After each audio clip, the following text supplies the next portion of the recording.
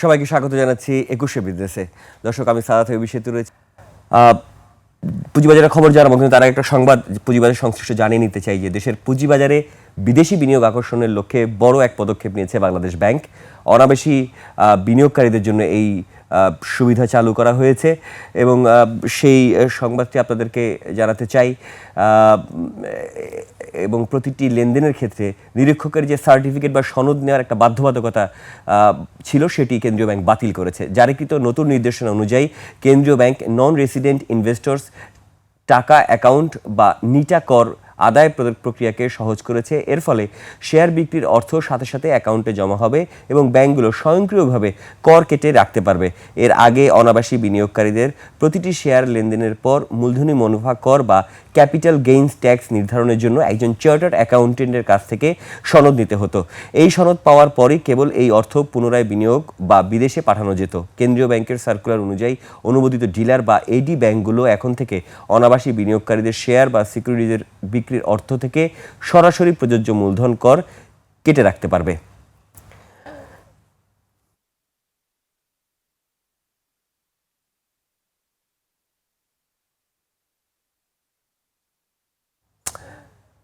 এটি নিয়ে নিশ্চয়ই আমরা আলোচনা করব, এটির প্রভাব নিয়েও আলোচনা করব। তার আগে বাজারটা একটু দেখে নিতে চাই। আজকে সকালবেলা, সপ্তাহের শেষ দিন, ঈদের আর খুব বেশি দিন বাকি নেই, এরকম একটা সময়ে আজকে কিন্তু পুঁজিবাজারে আমরা বেশ ভালো অবস্থা দেখতে পেয়েছি। ঢাকার পুঁজিবাজারের বেশিরভাগ প্রতিষ্ঠানের দাম বৃদ্ধি পেয়েছে, সূচকের অবস্থাও খুব ভালো।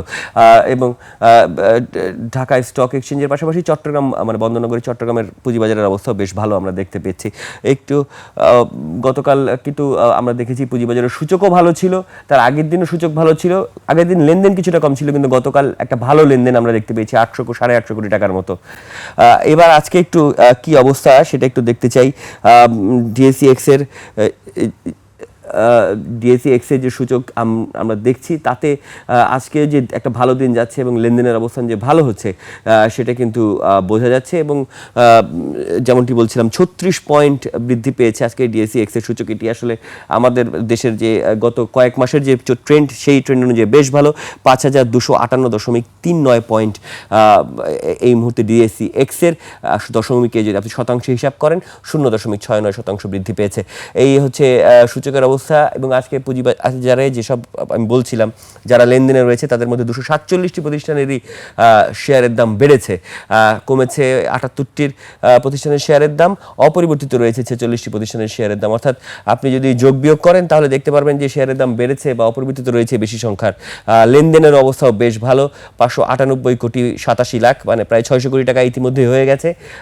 সুতরাং একটা ভালো লেনদেন হবে বলেই আশা করা যাচ্ছে।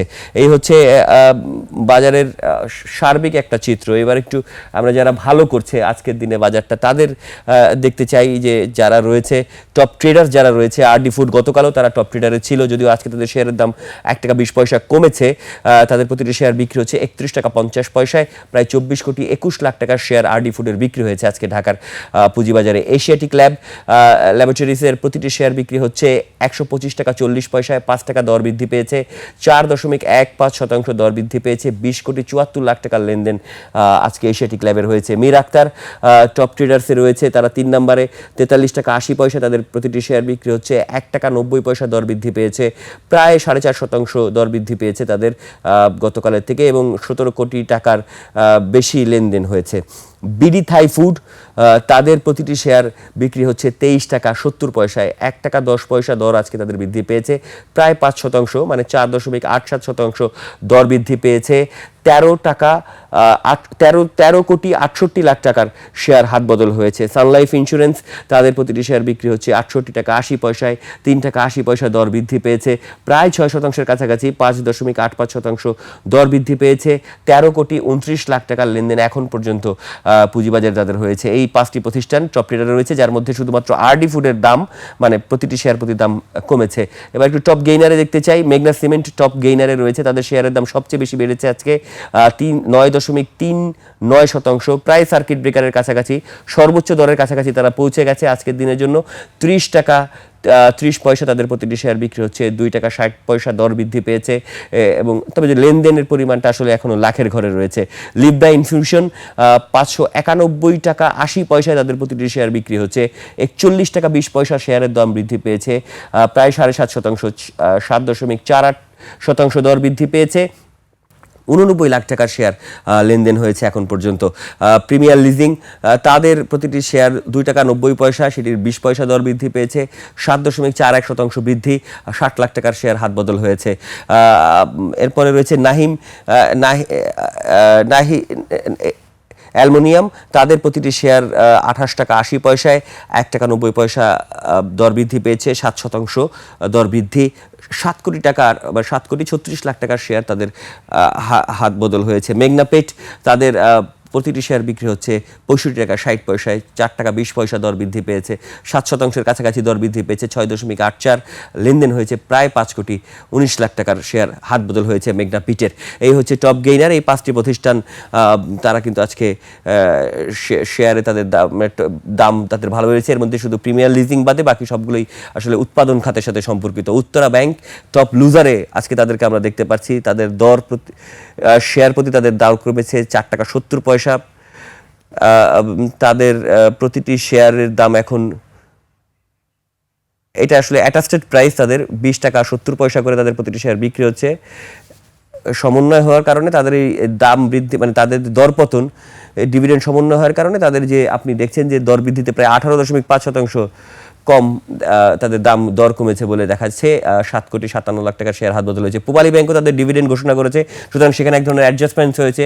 প্রাইস অ্যাডজাস্টমেন্টের কারণে তাদের 14.21% দর কম দেখাচ্ছে, 5 টাকা 50 পয়সা প্রতিটি শেয়ার।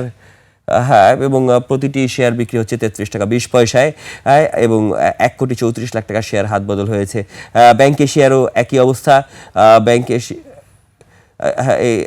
তাদের প্রতিটি শেয়ার 349 টাকা প্রতিটি শেয়ার বিক্রি হচ্ছে।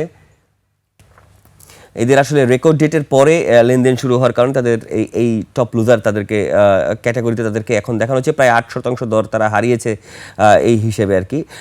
1 কোটি টাকার মতো শেয়ার হাত বদল হয়েছে। এরপরে আছে অ্যাপেক্স স্পিনিং, তাদের 349 টাকা প্রতিটি শেয়ারের দাম, 22 টাকা 10 পয়সা দর হারিয়েছে, প্রায় 6% দর হারিয়েছে তারা, 2 কোটি 62 লাখ টাকার শেয়ার হাত বদল হয়েছে। আর রয়েছে ডিজিআইসি, তাদের প্রতিটি শেয়ার 24 টাকা 10 পয়সায় বিক্রি হচ্ছে, 1 টাকা 40 পয়সা দর হারিয়েছে, 5.5% মতো দর তারা হারিয়েছে। 2 কোটি 37 লাখ টাকার শেয়ার ডিজিআইসির আজকে ঢাকার পুঁজিবাজারে হাত বদল হয়েছে। এই ছিল টপ গেইনার, টপ লুজার। আমরা আরও নিশ্চয়ই সংবাদ আপনাদেরকে জানাবো, পুঁজিবাজারের খবরও জানাবো, তবে সময় হচ্ছে একটা বিরতির। ফিরছি একটু পরে, সঙ্গেই থাকুন।